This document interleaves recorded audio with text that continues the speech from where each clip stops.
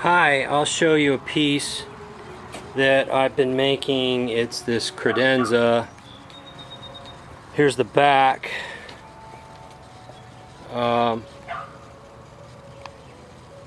like to do the backs of pieces basically as pretty as the front.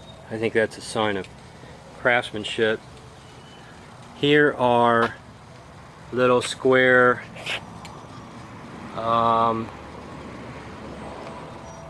decorative pegs on the joints. I don't know if you can see those very good, but what I'm showing you in particular here is I'm going to put this little molding on, and it's hard to do yourself. It's hard to get a good measurement. It's a homemade molding. I haven't rounded this front yet. I'm going to hand plane that round, sort of a chamfer round. It's sort of an eased chamfer. And then this back stays flat and square. I may put a tiny chamfer on the back because sometimes at the joint in a piece you would either try to make it blend and look perfect or accentuate the joint with a line, decorative line, so you can try both ways. I think the other piece I did, I had an accentuated line there. I still like it tight fitting, but I've put a tiny chamfer there.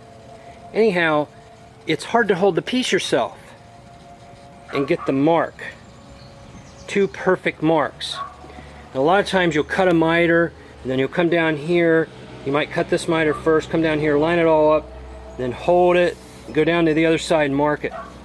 And I think we forget that clamps are your friend. And so what I do is I just clamp the molding nice and tight. Then I can walk up with a knife and cut this tiny little mark, or real fine pencil line.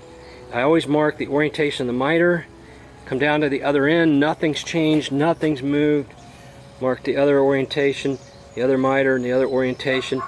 And that's how you can do that alone, because I work alone all the time. So this probably is obvious to so many craftsmen that are beyond the intermediate stage or beyond the beginner stage, but I think beginners forget.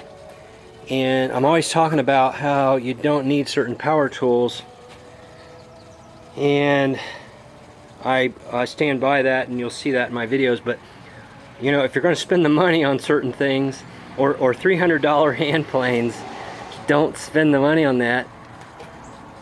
Buy clamps, because we all know the old saying, you can never have enough clamps. So anyway, I hope this is helpful to some people. The clamp is your friend.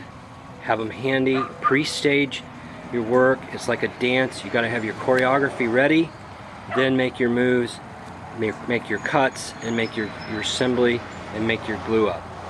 Thanks for watching.